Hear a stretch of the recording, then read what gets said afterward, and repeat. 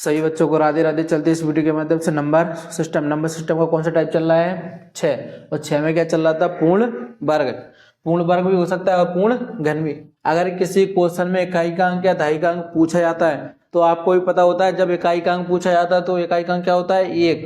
और दहाई का अंक पे कहाँ से शुरुआत हो जाती है? 10 से। और अगर किसी क्वेश्चन में सैकड़ा का अंक पूछा जाता है तो किससे शुरुआत हो जाती है? 100 से हो जाती है। ऐसे ही उसने 13वें क्वेश्चन में क्या पूछा है? यदि 1-2 अंकों की संख्या में इकाई के स्थान पर 22 अंक है और दहाई के स्थान पर 5 अंक है तो वह संख्या क्या होगी? अब देखिए उसने क्या बोला है कि इकाई के स्थान पर कौन? इकाई, फिर प्लस यहाँ पे क्या होता है? दहाई, और प्लस यहाँ पे क्या होता है? सैकड़ा, प्लस, और यहाँ पे क्या होता है? हजार। आपको भी पता है जब इकाई से शुरुआत होती है किसी भी क्वेश्चन में तो कहाँ से शुरू होता है? 0 से, यानी कि कहाँ से होता है? पहले अंक से।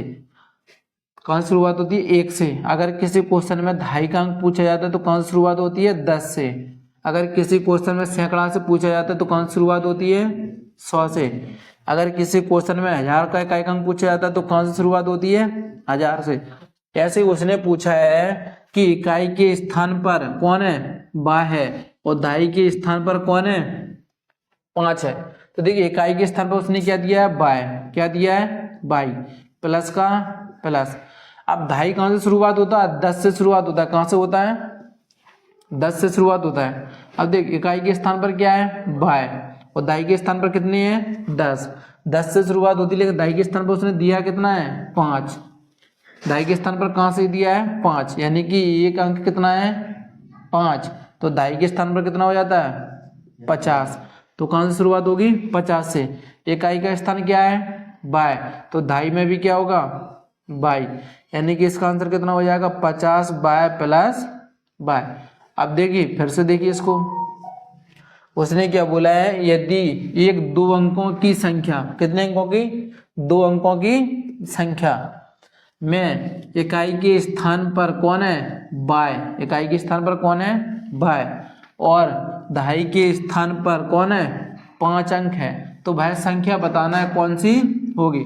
अब उसने इकाई के स्थान पर 1 दे दिया, तो दहाई के स्थान पर कहाँ से शुरुआत होता है? 10 से।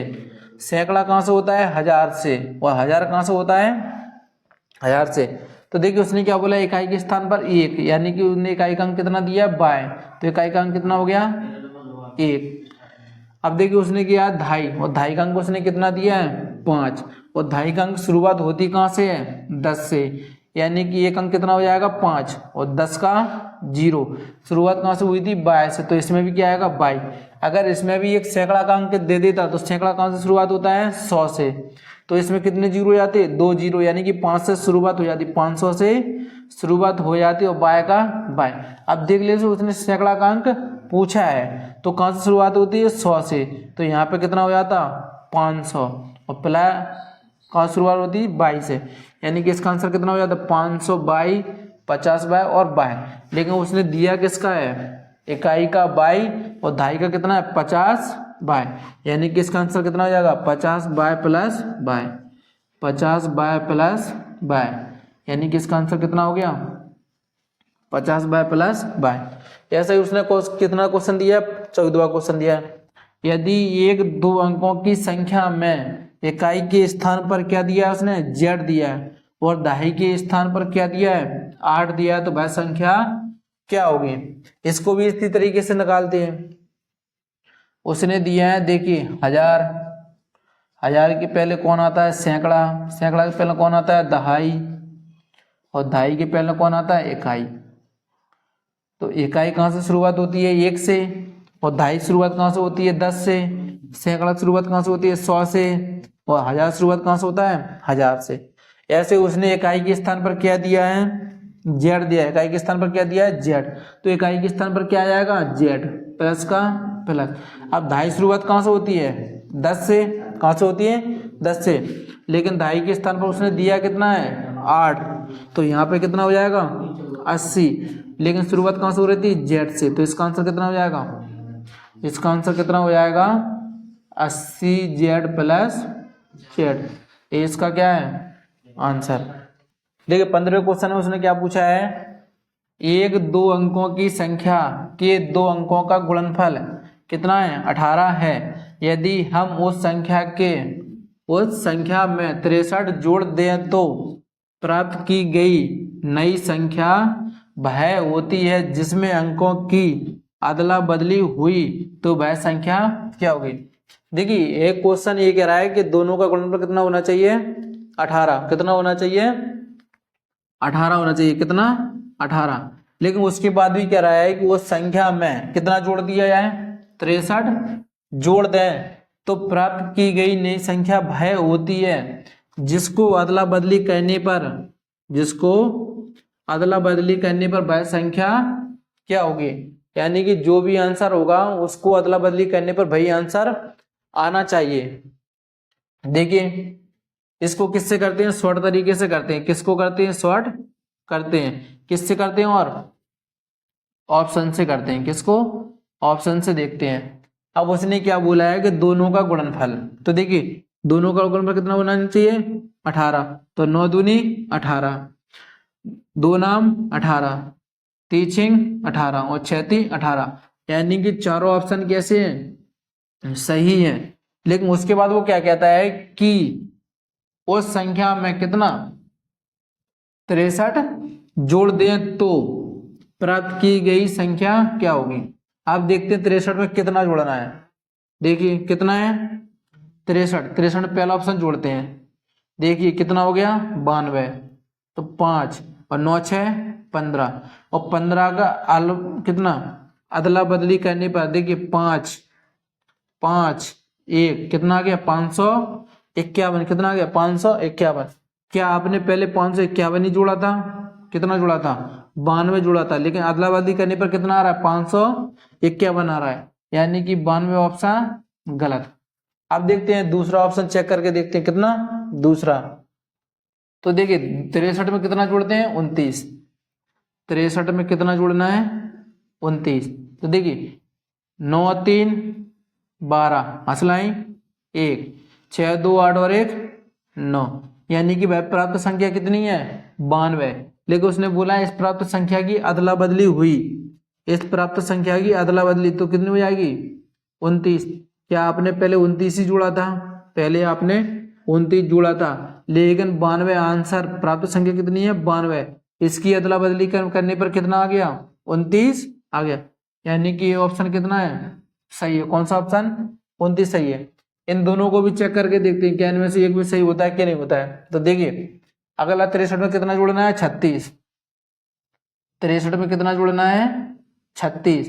तो 6 और 3 9, 6 और 3 9। इनका अदला बदली करने पर भी कितना आएगा, 99। कितना आएगा, 99। क्या पहले आपने 99 जोड़ा था, कितना जोड़ा था, 36 जोड़ा था। तो 36 आंसर भी गलत। अब कितना बचा है, 63। देखिए 63 में 63 जोड़ेंगे तो कितना आएगा, 126। और 126 की अदला बदली करने पर कितना आता है, 621। क्या पहले आपने कितना जोड़ा था, 63 और आ कितना रहा है, 621। तो इसका आंसर कितना सही हो जाएगा, 29।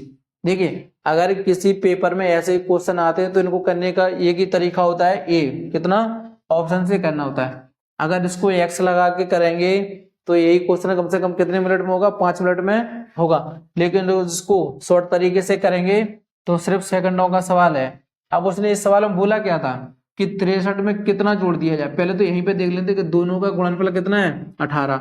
तो यहाँ पे अगर चारों ऑप्शन में से किसी एक का भी गुणनफल कितना होता, 18, तो वो इसका क्या हो जाता, आंसर। लेकिन यहाँ पे सॉल्व नहीं हुआ तो फिर आगे देखते हैं उसने क्या बोला है, उस संख्या में कितना 63 जोड़ दिया जाए। यानी कि इन चारों में से भाई कौन सी संख्या होगी जिसे 63 में जोड़ने पर प्राप्त की गई संख्या जितनी भी प्राप्त संख्या होगी उस संख्या के अदला बदली करने पर वह संख्या आनी चाहिए। यानी कि जितना जोड़ा होगा उतना ही अदला बदली करने पर वही संख्या आनी चाहिए। तो कितना आ रहा था, 29। देखिए 16 सवालों में उसने क्या बोला है, जब एक संख्या 842 और उसके व्युत्क्रम के अंतर 99 से विभाजित किया जाता है तो शेषफल क्या होगा। देखिए इसको करते हैं। उसने बोला है कि एक संख्या कितनी है 842, कितना है 842। उसके बाद वो क्या कहता है कि उसके व्युत्क्रम, यानी कि इसी संख्या का व्युत्क्रम, इसी संख्या का व्युत्क्रम, इसी संख्या का व्युत्क्रम कितना होगा 842, कितना 842। उसका अंतर कितना है 99, यानी कि इन दोनों का अंतर कितना है 99, इन दोनों का अंतर कितना है 99। यानी कि ऐसे नहीं करते हैं तो उसने क्या बोला है कि 842 और उसके व्युत्क्रम, उसका व्युत्क्रम। तो देखते हैं, ऐसे नहीं करते, देखिए स्पष्ट तरीके से करते हैं। उसने पहली संख्या कितनी दी है 842, लेकिन वो क्या कहता है उसके व्युत्क्रम का अंतर। अंतर माने क्या होता है घटाना, यानी कि दोनों संख्या को घटाने पर उस संख्या को कितने से विभाजित किया जाएगा 99 से विभाजित किया जाएगा। तो देखिए 842 का व्युत्क्रम कितना होता है 248, इनका अंतर, तो 12 में से 8 गया कितना बचेगा 4, हंसलाई 1, तो 14 में से 5 गया कितना बचेगा 9, हंसलाई 1। तो देखिए 8 में से 3 गया कितना बचेगा 5, कितना बचा 5। अब यानी कि वह संख्या कौन सी आ गई 594, लेकिन वो क्या कह रहा है कि 594 को कितने से विभाजित करना है 99 से विभाजित करना है, और इसको विभाजित करने के बाद शेषफल क्या होगा। देखिए 594 को कितने से विभाजित करना है 99 से विभाजित करना है। 11 से काट दीजिए, 11 5 55, कितना बचा 4, 11 चौको 44, 11 नब्बे 99, 9 एकम 9, 9 छः 54, यानी कि पूरा कट गया। इसमें शेषफल कितना आया, शेषफल कितना आया 0, यानी कि इसका आंसर कितना हो जाएगा 0, क्योंकि उसने क्या बोला था शेषफल, तो इसका शेषफल कितना आ रहा है 0। अब देखते हैं उसने 17वें सवाल में क्या बोला है। जब एक संख्या कितनी है 783 और उसके व्युत्क्रम के अंतर को 99 से विभाजित किया जाता है तो भागफल क्या होगा। इसमें क्या पूछा है भागफल। तो देखिए इसको भी इसी तरीके से करते हैं। उसने कितना दिया है 783, कितना दिया है 783, लेकिन इसका व्युत्क्रम, व्युत्क्रम कितना होगा 387, दोनों का अंतर। देखिए 13 में से 7 गया कितना बचा 6, हासिल। 18 में से 9 गया 9, 1 हासिल। 7 में से 4 गया कितना बचेगा 3, कितना 396, लेकिन उसने बोला क्या 396 को कितने से विभाजित करना है 99 से विभाजित करना है, तो भागफल क्या होगा। देखिए काटते हैं, 11 से काटते हैं, 11 नाम 99, 11 से 11 33, 6 बचा है, 11 6 66, 9 एकम 9, 9 चौको 36, यानी कि कितना भागफल आ गया 4, यानी कि इसका आंसर कितना आ गया 4।